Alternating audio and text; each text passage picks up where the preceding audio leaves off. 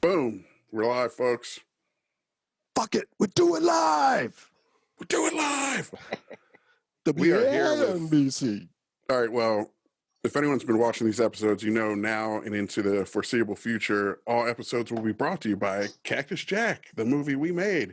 And tonight we are joined by none other than Cactus motherfucking Jack himself, Michael Gull, our lead actor. Yay. Whose favorite film is Inherit Jack, the Wind. of course. Sorry. Inherit the Wind. Your thunder there. 1960. Inherit the Wind. Fucking Directed amazing. by Stanley Kramer. And this is what we want as well. When we start recruiting you motherfuckers to come on this show, don't all be picking Spielberg movies from the 80s. I mean, it's cool. We get it. Your childhood. It should be their favorite film. Whatever their favorite film is, it is what it is. I know. We know geeks. Yeah, you do. Inherit the Wind, man. Fucking great pick. By the way, Cactus Jack trailer will be running at the end of this, so stick around after this episode time's out at the 60-minute mark. You can watch the trailer. Go to cactusjackfilm.com. You can pre-order tickets to the virtual premiere event or get a copy of the movie on pre-order for $5 now. It's going to be $7 when it comes out, so snag that shit. Early bird special. Inherit the Wind, man. Why, out of all the fucking movies that have ever been made, is this your all-time favorite movie? When I was a senior in high school, the trajectory, the plan was that I was going to be a Lutheran minister or a teacher in like a Lutheran school. And I went to a private Lutheran high school and private Lutheran elementary school as well. And I saw Inherit the Wind was on TV late at night one night. This is back when there was like 3 channels and shit, right? Yeah. And I had never heard of it. And I just started watching it. And I've always loved black and white movies. Like I love old Cary Grant and Katharine Hepburn shit and stuff like that. And how old were you at this time, did you say? How old? 16. Okay. At this point. And I watched this movie and it was like nothing I'd ever seen before. It's the acting in it, like Spencer Tracy is what made in that movie is what made me want to be an actor. He is badass. He's phenomenal in it. And Gene Kelly, Gene Kelly's dancing, prancing ass is amazing in this shit. Oh yeah. Oh, Gene Kelly is such an underrated dramatic actor. Dude, I first saw this film probably in like 5th grade or some shit. Some science teacher made us watch it or something. And I don't remember hardly anything about it. I just remembered it was about the Scopes trial. Yeah. But dude, this blew my mind. It's so fucking good. The monologues. I mean, Chris and I both love courtroom dramas. Yes. Few Good Men, fucking The Verdict, all that kind of shit. It's my favorite courtroom drama. I think it's the best courtroom drama. It's hard to beat, dude. It's up there for sure. Yeah, I mean, and after I watched it, I did a little. I went to the library because you couldn't go on the internet because it didn't exist because it was 1982. I went to the library and I read up a little bit about what the movie was based on, the Scopes monkey trial in 1925 in Dayton, Tennessee. Right. And William Jennings Bryan and fucking Clarence Darrow, H.L. Mencken covering it. Like fucking iconic. Which is crazy. I wish they could have just used their real names and shit. I know there's been several remakes. Going in, I wonder if any of the remakes did. Yeah. I was wondering that too, if they had remade it and what, Michael, think of the remake. It's based off a play. Yeah, it's based off a play that took liberties factually that didn't necessarily line up completely with reality. And the movie, when Stanley Kramer wanted to make the movie, it was the 3rd movie in what he considered to be his trilogy of troubling movies that were saying something. The first one was The Defiant Ones. Nice. With Tony Curtis and Sidney Poitier. And that one dealt with definitely racism. Saying something, right? Yeah, that one dealt with racism. And then On the Beach with Anthony Perkins Did not see that film.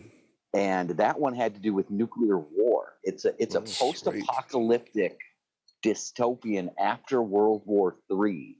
Oh shit! Movie. Anthony Perkins. It's fucking unreal. Dude, I gotta say, Inherit the Wind was his third in that trilogy, and what he was dealing with was McCarthyism. Yes, I was reading up on that as well. Tones of that, yes. So what he did was he took the Scopes trial and the facts of it, and one of the writers that adapted it to the screenplay was someone who had been blacklisted and had to work under a false name.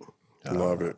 And so they turned this into basically an allegory for McCarthyism, and they over-dramatized things. They changed things around. Like in the real Scopes trial, he wasn't arrested. He volunteered. Yeah, it was just an experiment. Do you know in the real one if it was more about the science, like getting into like natural selection, et cetera, to actually contest the theory itself? Whereas in this, they actually purposefully said it was not about the actual theory or the science. It was about his right to teach it or not, and to in the defense's argument to think for themselves and speak what they think. And that's what the original thing was all about. Like some businessmen in the town of Dayton, Tennessee, had heard about this. I mean, and it was a law.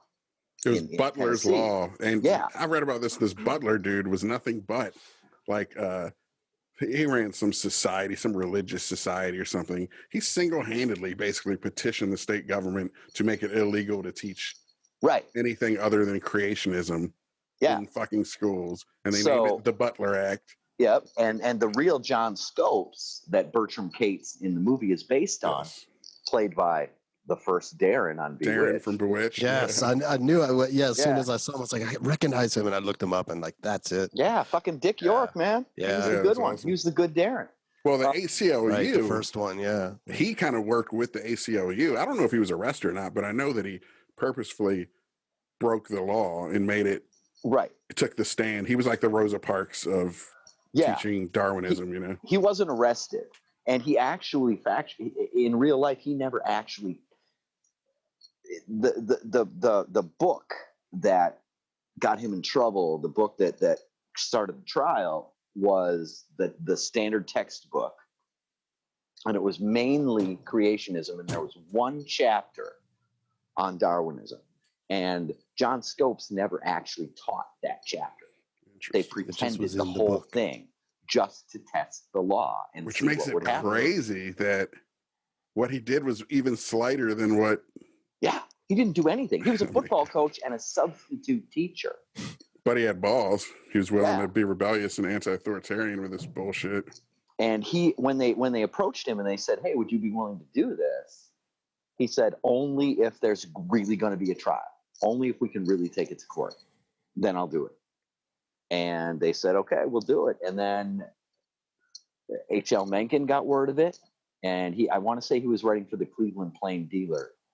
Amazing. And he got in touch with Clarence Darrow, and all these people got involved, and William Jennings Bryan. Was Clarence Darrow that much like fucking what's his name? Jesus God, Christ. Yeah. You should, if you've never read much about Clarence Darrow, he was unreal. He was a fucking badass. He was like Spencer Tracy did an amazing job. Yeah, that's what I was wondering. Was he just that kind of older and gruff kind of, Yeah. That's awesome, dude. And William Jennings Bryan in real life didn't have a problem with this very much. And so the he reason used it for publicity or what? Yeah. I mean, the reason they couldn't use going back to what Chris said about them using their real names, they couldn't use their real names because it wasn't really factual. Right. Like William Jennings Bryan didn't die in the courtroom like he did. Of course. Inherit the Wind. He died of a heart attack about a week later after that trial ended. Oh, well, that's still closer than I thought. Yeah. You could attribute it to it. I thought they fully just kind of threw that in there to melodramatize it. And there was the minister the Claude Akins character, that fucking minister from hell, and his daughter, Yes. Bertram love Cates' interest. fiance. They never existed. Right. He wasn't engaged, and she didn't have a great It's still father. a picture. It needs a love interest. It needs a fucking. Yeah. Right. So they took a lot of liberties to sort of dramatize it, and Sure. again, they were addressing McCarthyism, not so much the creationism versus, and it was about the right to think. Right. It's great though, because Chris and I always say, like, I mean, of course, yes, hit the streets, protest, whatever, if you're really being oppressed. But one of the best ways to address any of this shit is art. You know, if you feel you're being oppressed by McCarthyism, then make some subversive fucking Trojan horse work of art about it, you know, that stands the test of time. Here we are fucking years later on this thing called the internet on a podcast talking about it. Yeah. And what this show is really about, well, here, real quick. First off, for people who don't know what the fuck the movie is about or what the Scopes trial or anything is about, do you want to set that up at all? Sure. In 1925, the movie, I'll go with what the movie is about because it's more interesting. It takes place, it's a dramatic license using retelling of the Scopes monkey trial from 1925.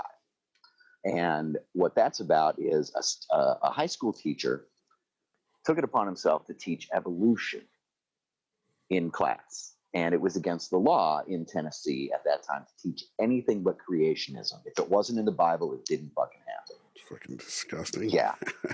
So he was arrested, and it became a big thing. And it was a small town in Tennessee in 1925. So you can kind of guess what the temperature was there. A very famous controversial reporter, H.L. Mencken, E.K. Hornbeck in the movie, played by Gene Kelly, comes to town. Job. Yeah, oh God, yeah. Yeah. I kept asking between who was my favorite character between. I know, right? Yes. Right? And on the one hand, you're like, oh my God, Spencer Tracy, he's awesome. And then Gene Kelly walks in. Yes. And you're like, and even just their points of view, though. And by the end, it's the two of them are left after the trial. As I sidetrack your whole explanation of the movie. So good. And you still, even then, I'm like, I don't know whose side I'm on. And they're trying him for teaching evolution, and it becomes a trial about basically the right to think and the right to voice opinions and have opinions that aren't in the Bible. And he loses the trial, and Clarence Darrow put William the big part in the movie where Spencer Tracy has Frederick March on the stand using the Bible against him. Yes. That happened. That's from a lot of that is from the transcripts of the trial. Yeah, noticed I was reading too. They used a lot of transcripts. Yeah. For this shit, which was amazing because that scene where he's tearing him up, where he's like, oh, where did Cain's wife come from? Right. And all that stuff. Socratic method, man. Asking questions to break his logic down. That scene is what got me excommunicated from the Lutheran Church and what made me not become a Lutheran minister. I went to school. That movie was on like on a Saturday night, late at night on like some channel. So it must have been a hell of a Sunday the next day. Yeah. And let's go to all church. That Sunday, all that Sunday, I was just thinking about all this. And so I went to, in my high school, we had to take a bunch of religion classes. You went to religion class every day. And it was just Jesus, Jesus, Jesus. We had an hour of chapel every day. We had an hour-long church service every fucking day. Every fucking day. So I went to religion class that next Monday, and I started asking him those questions. I was like, okay, so wait a minute. If there's Adam and Eve and Cain and Abel, and then Cain kills Abel, so now there's two, now there's three people, and God throws him out, where does wife come from? Had to be Cain and Eve, or no, it had to be his sister or something, right? That's what they said. Incest aside, though, he got William Jennings Bryan to make the admission that just sex itself is the original sin. Yeah. Right. Yeah. But so like they're that all sinners. part, all these holy people are sinners. The entire line. Yeah. That part about Cain's wife was a sticking point for me. Yeah. Which I can still see them, though. saying, But well, yeah, we're all flawed, fucking imperfect beings we're all sinners. That's why Jesus Mhm. had to come later, you know. So they could still use their bullshit to explain that away. But well, let me say real quick, I know a lot of very religious people that I respect, and it works for them and shit. So hopefully people don't get offended hearing this. None of us buy into any of that. The three of us. So if we put religion on blast, don't take it personally. okay. I'm mean- gonna put an asterisk next to that, and I'm gonna say, don't take it personally if Jay or Chris say it. For me, in Please all do. honesty, I mean, I remember when it's not Obama. personal. Is my point? It's not personal. Yeah, it is personal though. It is personal. Well, Ideological. If you're so mentally ill that you believe in an invisible daddy in the sky who makes But the it's rules, not all mentally ill people. It's just how you're Really? programmed. Really? It's programming, dude. yeah, Really? mental illness specifically Nah. might No. be separate from. Once you become an adult who's capable of Well, thought, that's fair. I mean, it's a semantics thing again, how you want to define mental illness, but you're right. It is just not using critical thinking. It's not logical thinking. It's not using reason, because the whole thing about faith, which was touched on a bit in this, is that it's a spotlight's put on faith, but then you ask the question, what is faith? It's belief in something by definition with the absence of evidence. Right. That's all. That's the only way it can be faith. And putting a premium over that, then making that the thing, because exactly. So like these people in the courtroom, when they would say something along those lines, and everybody in the audience is like, yeah, amen, or whatever, and it's like, you guys are praising literally the belief in something without evidence. That's really what you just heard. Right. He just said something dumb, and you're like, yeah. Right. Exactly. Like for me, cosine. Stupid for me, religion, like faith, like that, an adult who's educated and still and believes honest. this stuff, to me, it's exactly the same thing as racism. Exactly. If you're raised, okay, so I was raised by two extremely racist people. The N-word was like used like a comma in my house growing up. When I then got to high school and I started meeting people of color and like hanging out with them and being friends with them and stuff. You're like, whoa, this person's 10 billion times cooler than a fucking old man. What? Right. You realize if you use your fucking head, you realize that people are just fucking people. And if you stay racist, if you're indoctrinated into racism, you stay that way. Once you get out in the real world, you're mentally fucking ill. Yeah, just like if you're raised religious and you become an adult and you get educated and you still believe in the invisible daddy in the sky, you're mentally fucking ill. I definitely buy the character flaw argument. I'm just saying, I know a lot of good people who have that illness, if you want to call it that. And for some of them, it works great for them. And that's the unfortunate thing about it. For people who interpret it a certain way, they're not evangelical. They're not these fuckers who think every word of the Bible is true, but they just think this is a good way to live and it holds them accountable and all that. It works for them. They do great things sometimes. And gay people should go to hell. Yeah, well, some ignore that though. There's churches that are cool with gay folks or whatever. You know what I'm saying? It's the thing is, once you stop though sticking to the word, what is it? Right. Once you allow that something may not be literal, then why is any of it what are we doing? You know, it's like once you open the door, that goes for everything. It's so weird, man. It's just it's like the Dawkins touched on it with memes and how these memes and thought viruses kind of get uploaded into people and everything, and it's a flaw of humanity and the way we're genetically predisposed to believing these things. So we can call it a mental illness, but we can also just say maybe there's a smaller portion of people who have some genetic predisposition or even just environmental programming thing, or they're just more intelligent or whatever, like yourself, who see the way out of it, see the character flaws, they're willing to question it versus just accept whatever the party line is. You know what I mean? I feel like it's fear. I feel like it's fear of a few different things.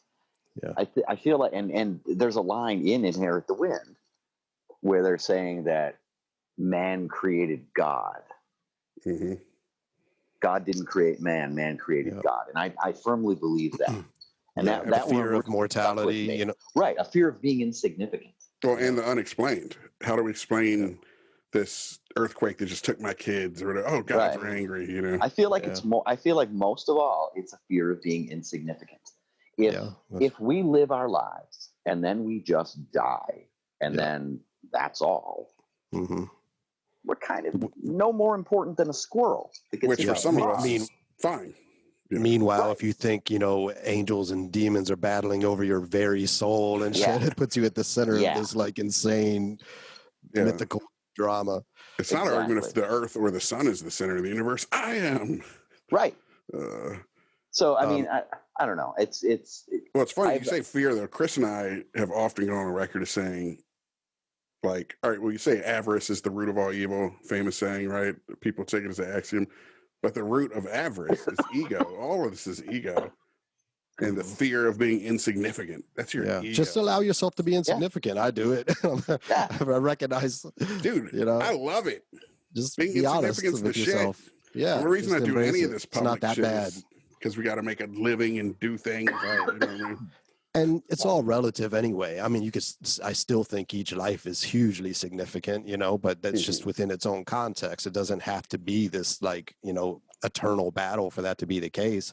You know, just a one, you know, moment can be significant a whole life, of course. It is fucking crazy. It is flat out crazy to think that angels and demons are fighting over your soul. Yeah, no, I tell religious people that sometimes. Imagine being an atheist in this world. Like try and imagine that like what we think, you know, like, you know, that really, it does seem like as if everyone's mentally ill. They have this weird like worldview that involves like, some people may like Chris Hitchens would make that point. He'd be like, you know, if I told you I believed in this, you know, these aren't his words, but like the floating taco, you know, beyond Mercury and it's God and all this shit, then you think I was crazy, right?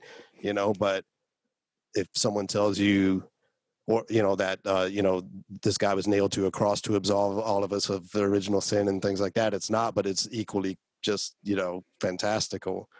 But it's because the majority believe it. It's not crazy, but if a handful did, it would be crazy, considered crazy. Right. So sad that it works so well that people need it. It's like, you know how cannabis, like there's a receptor in our brain for it. It's like there's a receptor for these fucking religions, unfortunately. Carl Sagan said that you should actually scrutinize it even more if it actually is beneficial to your life. You know, if it's something you really want to believe, then you should actually scrutinize it more, because wanting to believe it makes you more vulnerable to accepting it, you know? What I've spent my entire life doing, for real, is I read and I'm into Audible. I love using Audible, so I listen to audiobooks a lot, ebooks, and I consume so much having to do with evidence of Jesus. Like I'm obsessed. Hey, what do you think of this theory that he was I want someone to prove it to me. I want to be able to believe in that. Yeah. And it's but so ridiculous like, that I just can't. Right. Is there anything that would prove it, or would you just consider yourself having become mentally ill, you know? Like what would prove it? Like him appearing right in front of you? Here's what would prove it. Here's what would prove it. Any historical accounts of him outside of the Bible. Give me one. There's but no even if that existed, thing. That doesn't prove anything either. It proved he existed. You know? Yeah, but history books are full of certainly. I wouldn't be surprised if he did. But this was during the Roman Empire, and they were among the best record keepers in the history of people. And there is nothing. Well, this is what I was about to say. Have you heard this theory that at least one scholar put forth, and I fucking love it, but it's compelling. Everyone obviously hates it. Everyone has an agenda to hate it. The notion that Jesus Christ was a false flag created by the Romans to quell the insurrection of the Jews. Let's give these Jews who are fighting us, guerrilla warfare, essentially like the Taliban and shit, as we are the evil empire. Let's give them this figure that's one of their own that preaches love your enemy, turn the other cheek, pacification. You know what I mean? So basically, that the Romans created Jesus, and in those days, how hard to just, hey, I want you to go out to all these towns and start whispering about this dude. That's all it took was a game of telephone. There was no fucking cell phones, no footage, no this, no newspapers, nothing really. So they could so easily spread misinformation. But how genius a tactic. And it sounds like the kind of shit they would have done. Certainly. To quell this insurrection. How do you fight an insurrection? You can't, as you're playing whack-a-mole forever to go on endlessly. Yeah. How can, maybe psyops. It's like the first real psyops to create this messiah to get them to all chill the fuck out. It's great. Yeah. Yeah. But I'm obsessed. Ironically, Jewish people now don't give a fuck about Jesus. Have you come across anything that is remotely compelling, or is it just like if you're obsessively going through all this material, there's not anything with an inkling of... There's nothing. There is nothing. There was a Jewish scholar called Josephus who, like 100 years after Jesus allegedly died. If I'm not mistaken, this false flag theory says he was the propagandist. Yes. Probably. He was a Jewish historian. That created the fake Jesus. He was a Jewish historian, and he makes one mention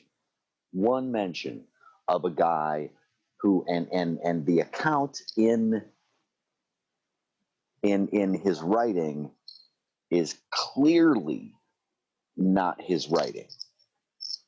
It was added much after. And just the assembly of the Bible was done by Constantine. Yeah. Constantine decided what books were going to go into the Bible. Constantine, whose mother, by the way, made a lot of money selling pieces of the cross to Christians. Constantine and his mother were con men, and Constantine decided what books were going into the Bible. When Constantine put the Bible together, that's when Mary, Jesus' mother, became a virgin. It was during the translation. Because in the original language, she was described as a woman who had never been married before. Right. Well, that's when it was translated to the next language, the only word that was close was virgin. Right. Well, and the King James Bible, there was a prophecy. Right. Go ahead, Jay. Well, I was just going to say, part of the whole thing is the game of telephone. So these evangelicals who take the Bible literally, it's like it's been stepped on. It's like the worst Coke in the world. It's fucking got all kinds of baby laxatives and shit in it. Fucking it's like buying Coke in Upper Michigan or something. it's sound like you're speaking from experience there. No, I have no idea what you mean. It's like getting Coke on Ascension Island. That's where you were. That's where you were in the. Yeah. Okay. On the subject of. Oh, go ahead. Did you have? What was it? You had more on that subject, the searching for any evidence of Jesus subject. Is that where you were? I have another question in a similar territory. It just doesn't even add up. It just doesn't add up. Like none of it historically even makes sense. Before you ask your question, Chris, let me throw this in real quick. Isn't it ironic that all the modern religions were obviously started by con men? Joseph Smith, L. Ron Hubbard, etc. But if it happened long ago enough, no, it couldn't have been started by a con man too. It's like, dude, they all are. Yeah. Like there's literally no evidence. Forget him being the Son of God. There's literally no evidence that Yeshu existed. There's no evidence of it whatsoever. So like you can't even prove the guy was here. This movie having to do with evolution. Do you listen to or have you read like Dawkins or anything on that subject of the theory or Dawkins, or Darwin? Yeah. Sorry, Darwin. The thing is that I hear even like Rush Limbaugh, right? And people I've known have said, how could evolution be true? There's still monkeys and apes and us at the same time. Why are they still here? And I have to explain that's not how it works. It's just that we fill these evolutionary niches, and they can coexist at the same time, and some die off if they, can't adapt to the environment or what have you. The fact that in different areas of the world, of our planet, people are structurally different, right down to the thickness of their bones, is proof to me of evolution. Mm-hmm. People of European descent I think are evolution. built a certain way because they evolved to their environment. The people of Africa have evolved a certain way. The people of Asian countries have evolved a certain way. Different diseases affect different people from different parts of the world, and that's just evolution. Human, like we share the same DNA, almost these little differences. Yes, but that's exactly right. It's suited to their environment or their lifestyle or what have you. And that's the definition of evolution. Well, let me say something real quick. The evolution thing to me is the bad branding, because as you said, people change to fit their environments. That's what everyone thinks it is. They think you evolve and you change, but it's like, no, natural selection is the term we should always be using, because it means it's killing off what doesn't work. What does work persists and continues and replicates. And we eventually change. So we evolve. If you look real far out, if you zoom way out, we've evolved because we changed to adapt to our environment. But we didn't change. The environment just slaughtered everything that didn't work. Right. Hence the change. And then what was left was bottlenecked, and that's what reproduced, and those genes got produced. It's not that anything's actively mutating. People act like evolution means mutation or something. No. It involves it. Right. But it's adaptation of it. That's all it is adaptation. Right. If we continued, by the way, for instance, if we continued to use these for another 100,000 years, we would have really muscular thumbs. Mm-hmm. Yeah, I've seen drawings of like the future man, giant thumbs, and their eyes are. We would have eyes that could adapt to that constant light, the lighted screen, and our thumbs would be just like. Well, some people think the aliens that we see are us from the future, with the big eyes that have evolved to take in more light or whatever with these screens we're always looking at, and they were smaller and more slender because we don't have to toil to eat and shit anymore, you know. How much time do we have left? I don't know. Our timer? Yeah. What's our timer? We can't look. It just runs out when it runs out. Okay. One of my great go ahead. Because now you got me on aliens. I say we probably got half an hour, dude. We got time. Here's my question. Okay. Here's my question with aliens, and I'm serious. Did God make aliens? Heaven's gate. Every time when there's like a UFO sighting, right? It's always these like lighted like things in the sky, and they're flying weird like stuff that's not like us, right? Think about this for a second. Answer this question for me. If these people, if these beings have the capability and the technology to travel the way that they obviously are able to travel, why do they need fucking headlights? They would be dealing with technology that doesn't involve having to light their way. Although a lot of the accounts of people having seen these things do involve them having lights and stuff. Right. Yeah, that's because they got blinded by the fog lights of the truck that came of the rapist and shit. Exactly. Like, if you're traveling, later, if you're traveling from a different galaxy to here, if you're traveling from a place that we can't see to here, you don't need fucking headlights. Well, like that Bob Lazar dude, he never said anything about lights. He said it was just like this weird, almost single. Just solid object thing that didn't even have a bunch of panels and parts or anything, you know. Like it was just molded or something. I don't think he ever described lights or anything. So people who really talk about real UFO shit, I don't think that's what they talk about. But the abductees, yeah, it's always. Mm-hmm. But I mean, dude, you probably saw flashing lights before you passed out and shit. Like, let's talk about Bob Lazar. Do you believe him?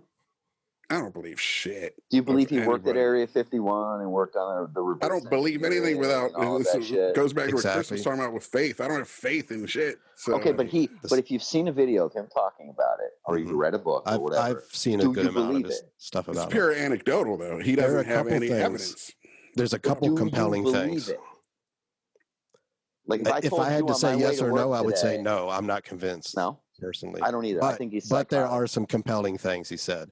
Like one being that antimatter was the key behind anti-gravity on these ships, and this was in the 80s when he said this, and only today, like literally as we're speaking, I believe CERN is running an experiment to see if antimatter reverses gravity or works the effects reverse the effects of gravity. And there was an element, I forget the number of the element, but that he had also cited long before it was discovered. Oh, an element. So those are not compelling here. Yeah. Yeah, those are some compelling features of what he's saying, but I'm not convinced enough. That's where I land in the right. end. That isn't evidence. That's just right. It's testimony. Like a lot of these have essentially. Exactly. They have to be treated like a court trial where you don't really know the answer, whether someone's guilty or innocent. This is all based on some circumstantial, some direct evidence. In this case, no direct evidence. So I would err on the side of saying it's not credible to me. Or I'm not convinced by it by any stretch. Yeah. I feel like people who believe that there are aliens coming and looking at us and all of that. I think it's in the same ballpark as religion, where you need to feel more significant. Totally. It's this wishful thinking type of and that exercise. I fit into the cosmos somehow. I'm a significance. I'm a piece of the puzzle and shit. Significance junkies. Yeah, it's all ego shit. It was just kind of pathetic, but I mean, it is weird. Like athletes use it to supposedly be humble, but I remember Bill Maher saying, like, essentially all you're saying is thank you, God, for making me so awesome that I scored this touchdown. Yeah, choosing me over the other guy for the touchdown. Yeah, and why did God choose you versus that other poor bastard? That's hugely egotistical. Yeah, it's all. Where it seems like it's a displacement of ego, but it's actually still very much about ego. Yeah. And if it was just a personal thing, I wouldn't give a fuck. Everybody believe whatever dumb shit you want. Sure. But it's the evangelical aspect of it, the Liberty University, the Jesus camp. This general rejection of science and this effort, concerted effort to infiltrate government and shit and push all that on everyone else. Get the fuck out of here. The missionary aspect of it. I've never had any respect. Like, if you want to go help motherfuckers after a landslide, go help them. If you want to give somebody some bread, give them some bread. Don't make it come with a sermon that they have to listen to you speak about whatever shit you believe. You know, there is a strange element to that. I mean, I guess if you really believe it, if you really believe they had a soul that was being lost forever to, hell or something, if you didn't save them, I mean, I guess if I really believed that, it would be wrong not to try and save them, right? That's why I almost have more respect for the pro-lifers. I'd still be too lazy, but the pro-lifers. If you truly believe that life begins at conception, and you truly think that all these babies are being murdered, you should be crusading about that shit. The problem is you believe it. Exactly. Yeah. But I'm just saying everyone else who doesn't is kind of a hypocrite, slacktivist fucking Christian, and they should just shut the fuck up then. If you're not at war to save babies being genocided, what the fuck are you doing? That's how the QAnon people feel, though. Like, what? You're not trying to fight human trafficking? It's like, neither are you. You're not out there like fucking Val Kilmer and Spartan trying to rescue fucking human trafficked kids. You're like voting for Trump. You think that's your move to save the children, is to vote for this dude? Shut the fuck up. I'm excited. I'm excited about 12:01 p.m. on January 20th.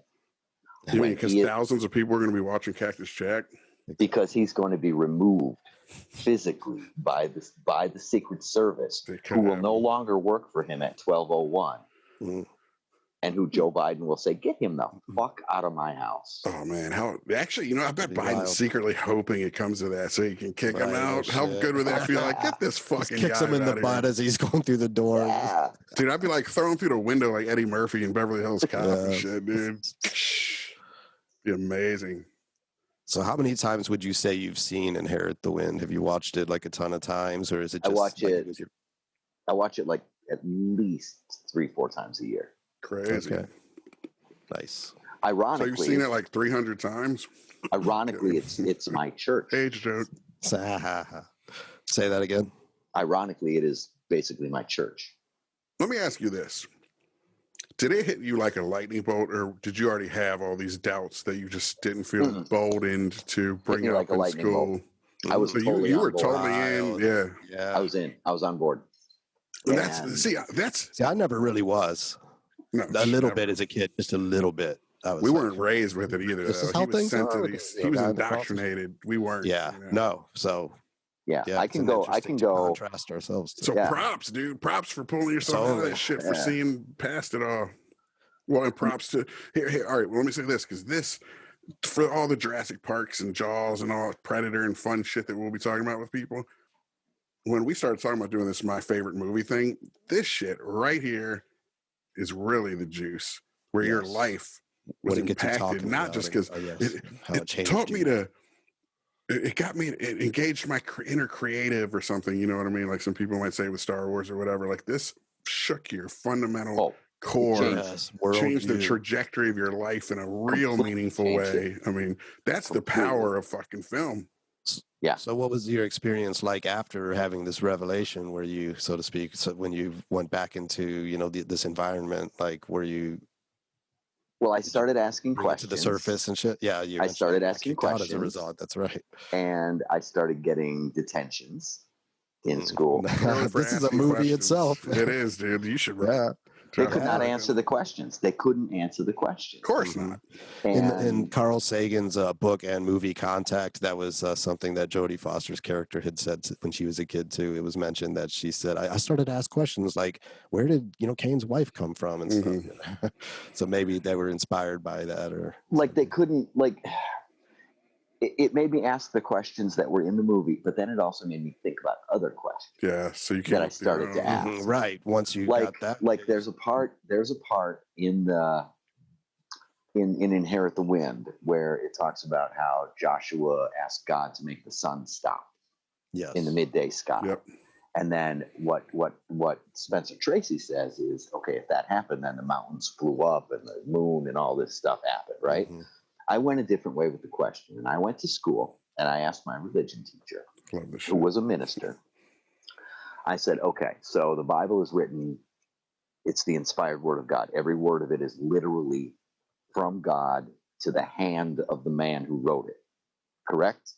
Because that's what they teach. It's not men's interpretation. Before the buzzer hits.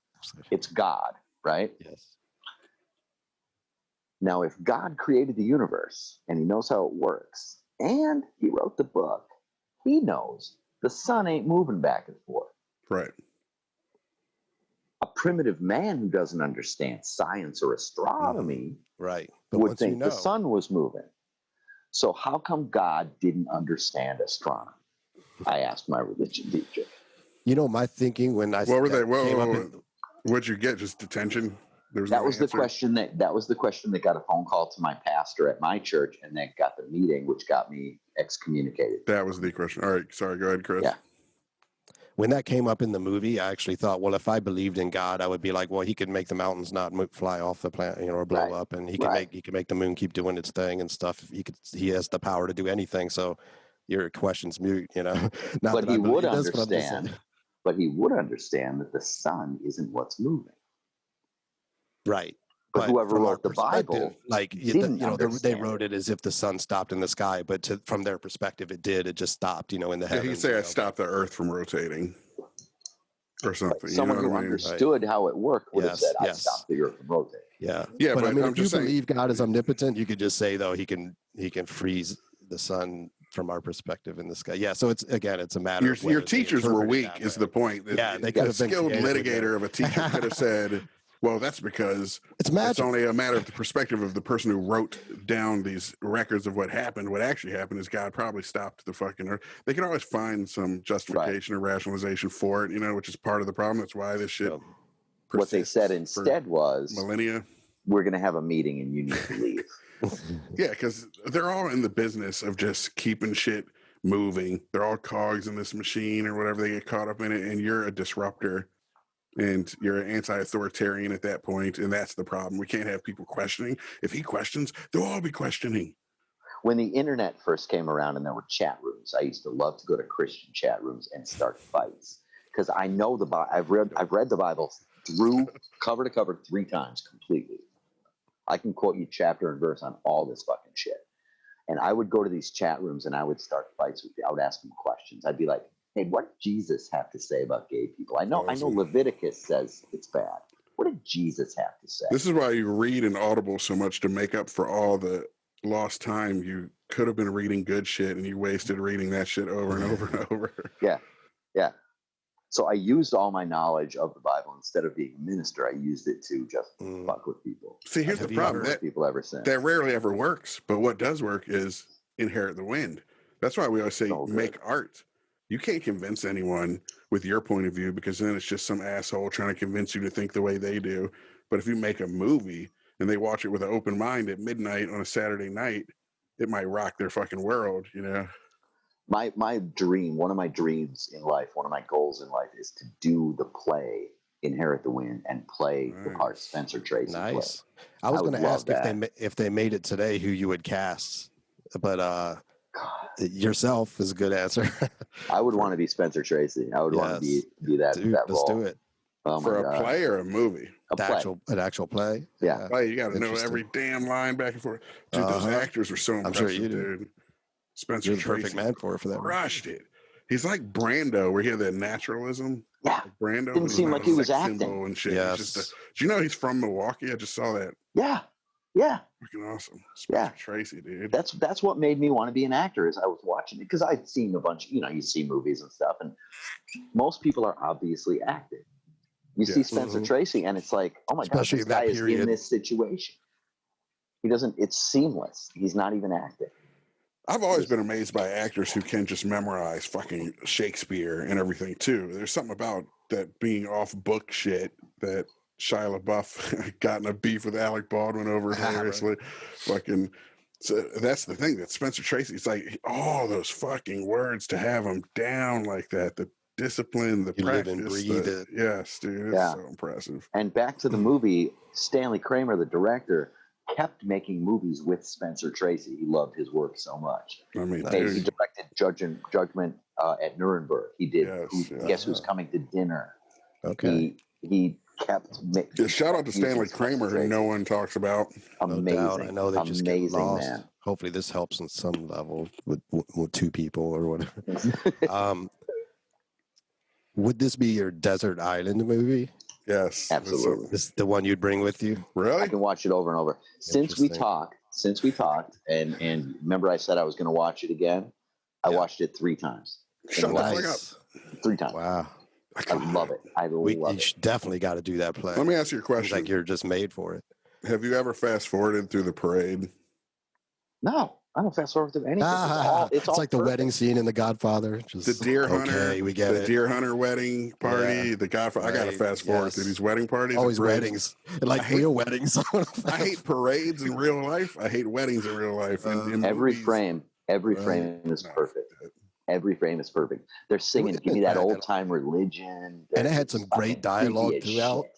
Like, are you a man of God? No, ulcers. Yes, yeah. With a hot dog. Oh, you like stuff like that. You're a man of God. Yeah. Well, dude, I mean, there's iconic lines. The one about an idea is a cathedral. What do you say? An idea.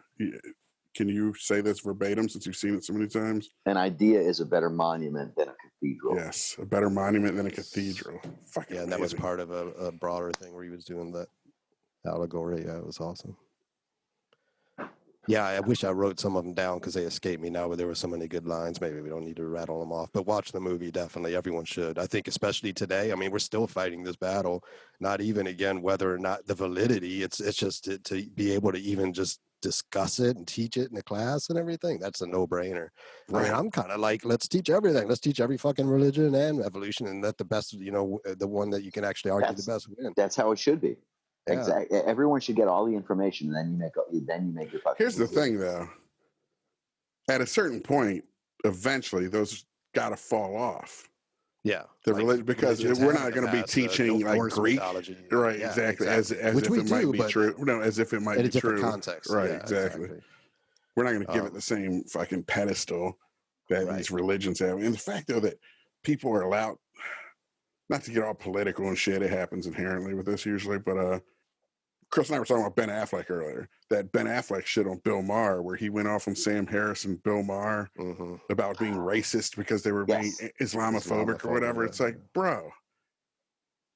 First off, that's a belief system, not a race. I'm talking about a belief system. The people who and you could criticize that, adhere to it, whatever, that's their thing. I wish they didn't. but I'm talking specifically about the belief system and the way that the left, though, is so caught up in identity politics, will then be protective of people who might throw homosexuals off rooftops and shit because it's, you know, it's just stop it. Yeah. I mean, I'm just like, no matter how much faith you have, at least hit the brakes when you're about to throw someone off a roof. Like, maybe I'm not. Here's a question I've always asked. Chance this isn't, you know, like I'm not going to do this thing. Like, I'll still believe all this stuff, but maybe talk to him a lot and try to convince him to stop sucking dick. Or don't throw him off a roof. Or let God sort it out. Why don't you leave everyone else the fuck alone, and God can punish them and by sending them to hell or whatever the fuck. You don't need to throw them off a roof. They already got eternal damnation in their future. Leave them the fuck alone. Mind your business. Doesn't need your help. That's to all of you who will come after us after Cactus Jack. Mind your business. I feel like God will send us to hell. If you believe in God, let him do his thing to me. Leave me the fuck alone. I want to say this before we cut, if it's going to cut really quick. We probably have like 10 minutes or something. I feel like Cactus Jack is in some ways tonally similar to Inherit the Wind, which is why I'm excited about it, because it's disrupting. It's disruptive, and it addresses something that isn't what's obviously in front of you. You have to actually think about it. And if you give it the time and you give it the attention and you give it the thought, you'll get the message of it. Yeah, a lot of the stuff that would trigger people in this, it's a character who is triggering that we're putting a lens on. And it's similar to Inherit the Wind in that it's about the freedom to be able to do that without being being barred from that, or like to be able to express that. Like, so what we're going to eventually get to a point where a villain we've talked about this before in other contexts, but a villain can't be villainous anymore because the bad guys aren't allowed to do triggering things in fiction. It's like bad guy can't rape a chick. That's these filmmakers glorifying violence against women. It's like, no, I'm showing a piece of shit do piece of shit stuff to make you hate him, so when the good guy gets him, you're like, fuck yeah. Well, we just had Greg Zart on, and we were discussing how when he goes and films Antifa and the Chop guys doing their thing, he's viewed as being a far right person just for putting a camera on them and exposing it. And then conversely, he went to a QAnon rally and interviewed them, and now they're calling him libtard because the complete opposite. And he didn't say anything editorial. He just put a mic in front of them. So crazy. So it's just people are so desperate. People are so desperate now to throw people in a box. It all goes back to this Inherit the Wind religious shit, though. If you could all admit you don't know shit, right? That's all. Everyone. That's all. So funny. Everyone's an expert on everything in social media, and they run and they find an article that fucking supports their position in 2 seconds because they Googled the keywords that would support their position and shit. You know what I mean? It's just everyone. Stop. Yeah. Imagine how embarrassed I'll be if I die and all of a sudden there I am and Jesus is standing there going, hey, repeat that shit you said about me. Yeah, but you know what? Even there, I'm fully prepared for that. I'd be like, bro, what would you do? Right. Can you blame me? Come on, guy. Can you blame me? I wasn't convinced. You needed more miracles. I wasn't convinced. Yeah, I could be completely wrong. I could be an idiot in this situation. You needed to do much better than a bunch of assholes telling me that's how it is. Like, because that's all you got. A bunch of people who don't seem that bright telling me this is how it is. Yeah, if the people who believed it were maybe better, it'd be easier to it'd be more palatable. Well, that's another Maher thing. Dicks. Usually they're douchebags. Well, Bill Maher said, maybe they should call themselves Christ-likes instead of Christians, and they'll actually act like the fucking guy. Shit. Well, the thing is, he died so they could all be, he died for the sin, so now they can just go do whatever they can sin all they want because the debt's been paid already. Well, think about that scene in Inherit the Wind. I actually was like cooking and shit, and I had it on my iPad playing. Unfortunately, that's how my life is, so busy. But my wife walked in when fucking Darren from Bewitched. What was the character's name? Bertram Cates. Bertram. I keep saying Beatrice. It's fucking, I don't want to gender him and shit. Bertram was in the jail at the end, near the end, and they're all like, hang him from the fucking apple or whatever. What was it? Hang him from the sugar apple tree or some shit. I don't know what the fuck Yep. they were saying. So I was like, and she's like, what is that, the KKK out there or something? And I was like, no, but isn't it hilarious? Think, would Jesus have been with them chanting that? Fuck no. Right. No, Jesus wouldn't have been out there with you chanting to all. hang this dude. So what are you doing? Jesus would have All gone to full his of jail shit. cell. Jesus would have gone to Bert's jail cell and gave him a hug. He would have gave him a foot massage and shit. You were talking about how people just can't admit they don't know. Like, I think that is a human condition, intrinsic part of human condition. Like, you know, when Jay Leno would go on the street and pretend like, hey, what do you think of this band? And it's a made up band, but people are like, oh, they're pretty good, you know, like, but you can't just admit you never heard of this band. You got to act like you know. Well, dude, I've even said, like, when someone calls you and wakes you up and they're like, did I wake you up? You're like, no. You just can't admit any kind of vulnerability or anything that you don't know something, or you were in a position that would have been compromising or something. It's just, it's all ego shit again. It's this reptilian, stupid idiot part of your brain. It's like, I gotta be alpha when none of us, so few of us are alphas. And a lot of ego is trying to get everyone to think they're the alpha and shit. It's sick. And a lot of people get their religion from their parents or, you know, the other, you know, adults around them and stuff. And the thing that I'd like to tell people too is that they could be dumbasses. You know, like, you don't have to venerate your parents or anything. Maybe your parents is fucking, you know, not to, I mean, you know, they didn't, you know, I don't want to say dumbasses, but you know what I mean? They could be engineers and things like that, but I just mean that they, but most people disagree with their parents. Flawed, you know, they think they disagree with their parents all the time. They think their parents are wrong about everything, but this thing they nailed. Right. It's fucking crazy, dude. So how did your parents react to all this? My father had already left, and so I didn't see him for several years. My mother was crushed when I did you tell her straight up, I watched her hair at the wind and shit's different now? Oh yeah. Fucking amazing. I said, I went to school. I got a detention. I went to school and I asked this question and this question and this question. And she said, where in the hell did you get that? Jeez. And I told her, and I'm Cactus Jack, dude. Without the hate. And she was crushed. She had to go to the meeting where I was excommunicated. And she was crying. Do you think she was just egotistical or lazy or stupid, or why was she why'd she buy into it so hard? Our mom never did for whatever reason, which thankfully, but probably just her parents bought into traditionalism is a lot of it, honoring your parents, exactly, grandma baked into it. Yeah, why are you a Christian? I don't know. My parents were Christians. Their parents were Christians. Well, that's why so many people mutilate their kids' dicks. What was that? That's why so many people mutilate their kids' dicks voluntarily, like foreskins and shit. Like, I had it done. I want his dick to look like my dick. He's my son. It's like, there's no evidence. A fucking buzzer. Right. Where's it when you need it? That would be perfect. Where is it? Do you have a second favorite movie? Yeah, Midnight Run. Yeah, Midnight Run and Eddie and the Cruisers. Almost thought you said Mulan. What? Eddie and the Cruisers 2 is my go-to movie when I'm sad. Midnight Run is my other favorite movie. Midnight Run is good shit. Yeah. Midnight Run's the one with De Niro and Grodin, right? Charles Grodin in that movie is fucking he is great. Perfection. He makes the movie, really. Yeah. And Ray Balboni, fucking, what's his name? Dennis Farina. Yes, Dennis Farina. It was like his first movie, I think. If you two don't start taking your work more personally, I'm going to stab you through the heart with a fucking pencil. Yes. Yeah, dude. I love him. I mean, between that and the Sunset Line and Get Shorty, holy shit, he had some good ones. Say the fucking reason the fucking beautiful. So good. Fucking smog. What was the other? Oh, Eddie and the Cruisers too. Explain that before we buzz out. I think for me the connection was. It's not even Eddie and the Cruisers. It's 2, right? 2. In the first Eddie and the Cruisers, at the end of it, he fakes his death. He dies. In the second Eddie and the Cruisers, 20 years later, and he's in Canada and he's faked his death, and everyone thinks he's dead.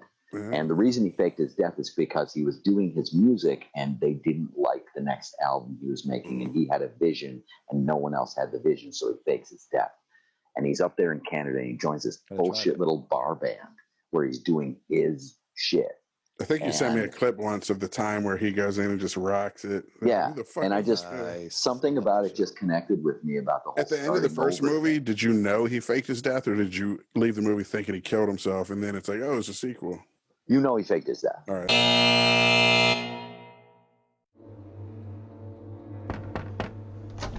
You're alone, right? Yeah. Is it cool if I start filming now? No, when we get inside. Why are you here? I just thought it was really interesting, that someone hasn't left their basement in 6 months, not even to use the bathroom. Is that true? Why would I want to go out there? I got everything I need right here. That's what's wrong with most people. They're weak-willed pussies and parasites who buy into that whole it takes a village bullshit. You know how many aliases I've used calling into radio shows? I've had it up to my goddamn gills with the systematic feminization of this country. Of course we want you. Get your own damn show if you think you got that much to say. You live in your mom's basement. Get down! Fuck you! What's so special about my loser son? You really do hate your own mother. She's a woman. Why wouldn't I? There's some disconnect there, and if I can find it, what is hate? Where does it come from? Where does it go? You want to know what gender you are? Reach down the front of your fucking pants and shoot fucking kite. Black Lives Matter. Do you call horses slaves? Liberal fucktard. Enough with the parades and the rainbow flags. Dude, this guy's... It's like pure hate, man. Want to see something really fucking cool?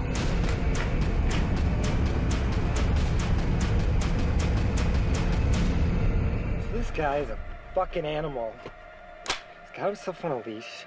He's itching to get off that fucking leash. And he's gonna fucking kill some people. What a fucking show. Stop! What do we hear?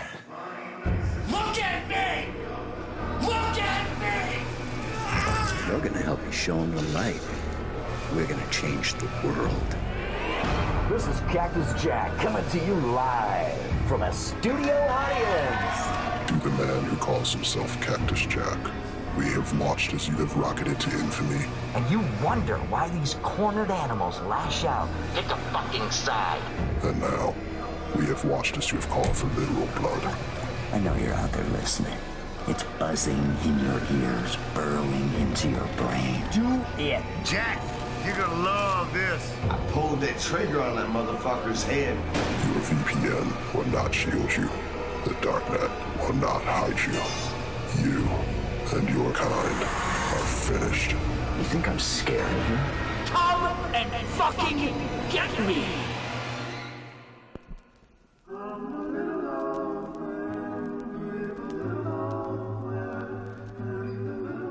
Might I be your neighbor? Neighbor?